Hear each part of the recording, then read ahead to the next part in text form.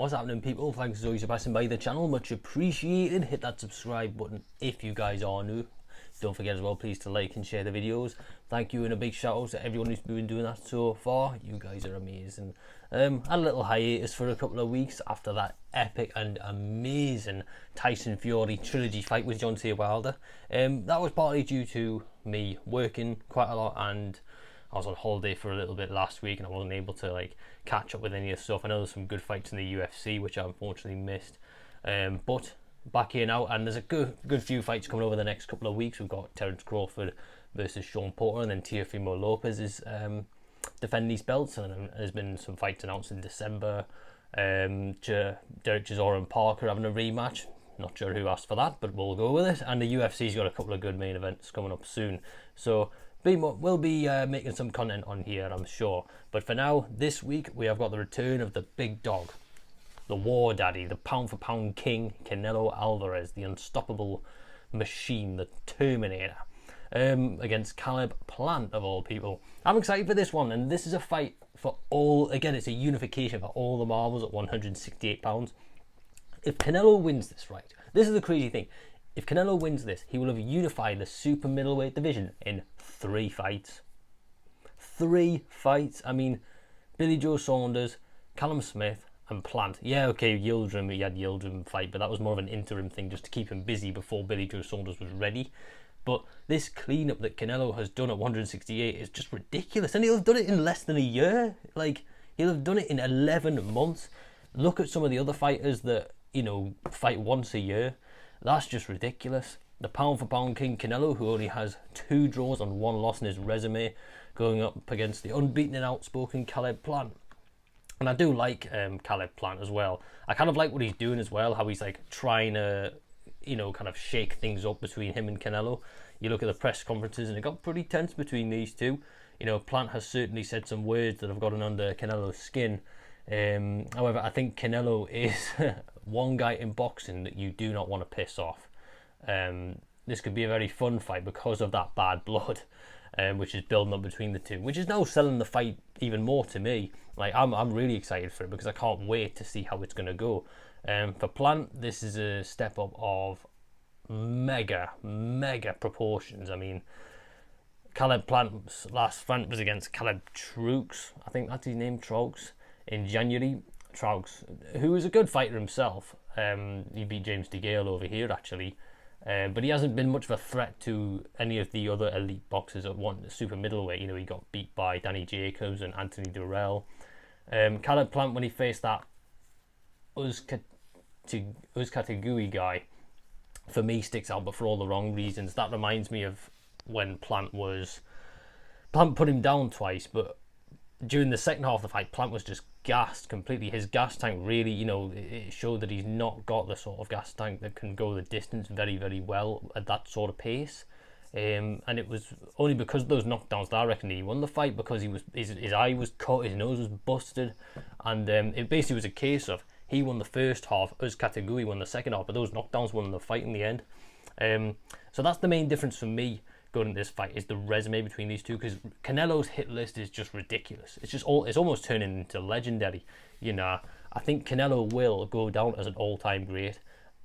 We're kind of in this post-Floyd Mayweather Manny Pacquiao era. Obviously Floyd retired in 2015. That's when he retired. I'm not counting McGregor or any of those other ones. And Manny Pacquiao's retired this year. After that, we'll think, who was the big dog in boxing after they went? Loma, Golovkin haven't really reached the same heights as Canelo. You look at what Canelo's doing, it's just unbelievable.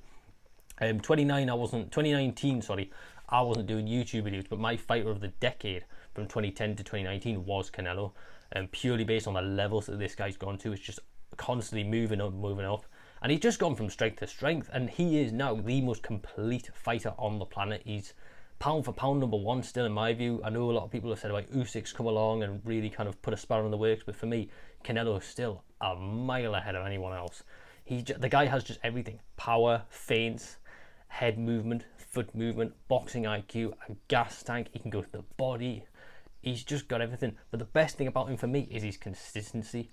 Like I said before, in 11 months, he's had 4 fights, 3 of them against legit reigning world champions. 2 of them he's already beaten.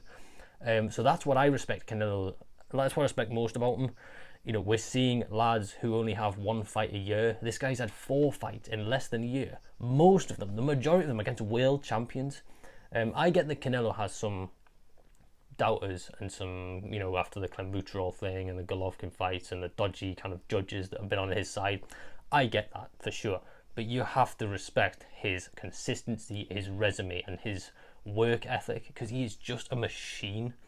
And because of that, I think Canelo wins this fight. I think he'll clean up some of the middleweight division, and then it will be a case of, well, what next? In Canelo's mind, it seems to be literally the sky's the limit. He just wants to get better and better and better and face tougher opposition and keep adding to that legacy that he's already got and he's creating, which is brilliant. I wish more fighters these days had Canelo's mindset of just the mentality of, right, what's the next thing? What's the next big thing? I just want to challenge myself. So yeah, I think Canelo will win this comfortably with his experience and that toolbox of skills that he has. And I'll just think he'll have an answer for everything that Caleb Plant has. I'm not trying to put down Caleb Plant, because I think Caleb Plant is a good boxer.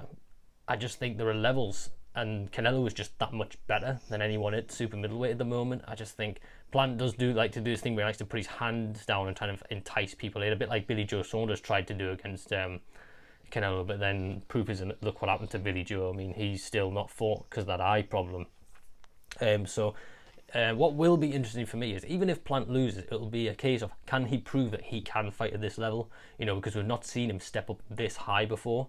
So if he looks good in this fight, people might say, well, you know, he looked good and he was in there against Canelo, you know, so he could do himself some, you know, he could do himself proud in this one.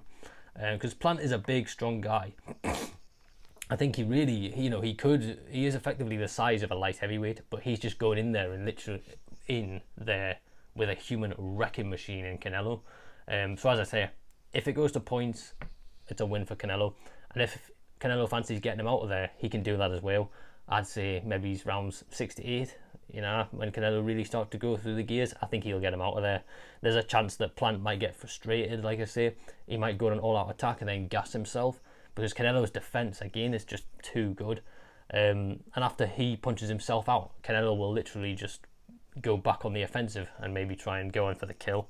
So yeah, points win for Canelo or knockout for Canelo, round 6 to 8. After that, it'll be what next for him.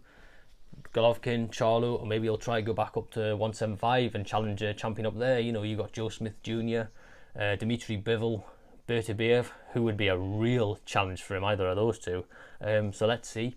You know, I'm really excited. That's why Canelo just really excites me, because the sky's the limit. There's nothing this guy, seems like there's nothing that this guy won't try. So let's see what happens on Saturday night, well, Sunday morning.